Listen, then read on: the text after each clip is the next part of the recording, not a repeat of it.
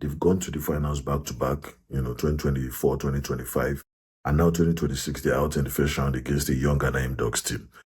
These are some of the reasons why I feel that they couldn't go around the first round. Number one, the team was completely banged up.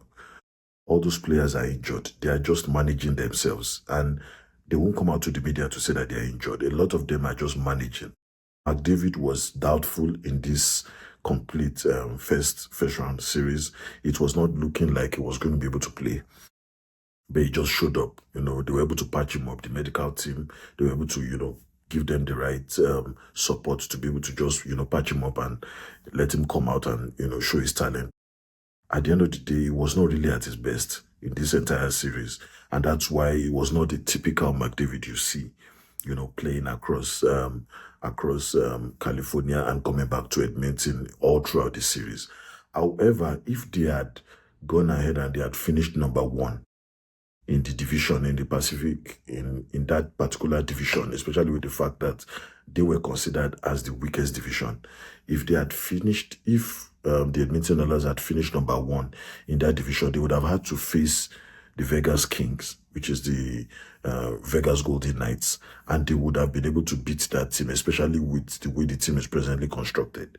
And if you look at it generally, because I'd said it a couple of times that if you're looking at the way this team is presently constructed, they are a team that can go deep in the playoffs. They have everything it takes to be able to go deep in the playoffs. All they just need to do is have all those players playing at a very high level.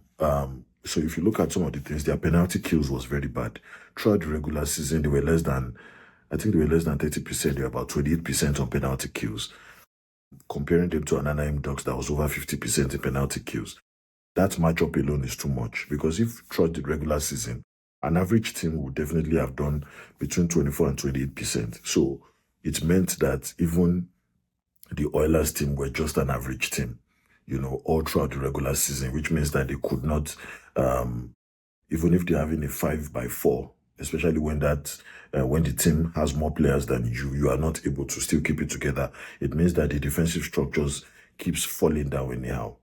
Now, a lot of people are saying the Oilers couldn't play well. They played well because they were scoring goals. The only problem is they were not defending well. For each of the games, they were scoring an average of 3 to 4 goals in that entire series. And the thing is, 90% of the time, they were up before the third quarter. Some of them, they were up even before the second period. The reason why is because they are scoring early goals, but they are not defending, they are not able to keep that defensive structure from the beginning to the end. And that was a big problem for them. So those are some of the things that they will take as feedback as they go into other parts of the rebuild, going into postseason and, all those other things that they need to work on.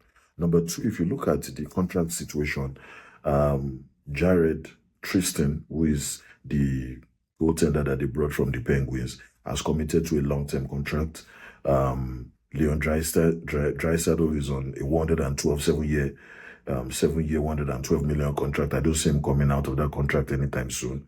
So if you look at the entire structure for those players, they already have some kind of idea of what the future is going to look like. But it's only Connor McDavid that we are really not sure, because we don't know whether he's going to commit to a long-term contract or whether he's going to stay or whether he's going to go. A lot of people really don't know what he really wants to do next.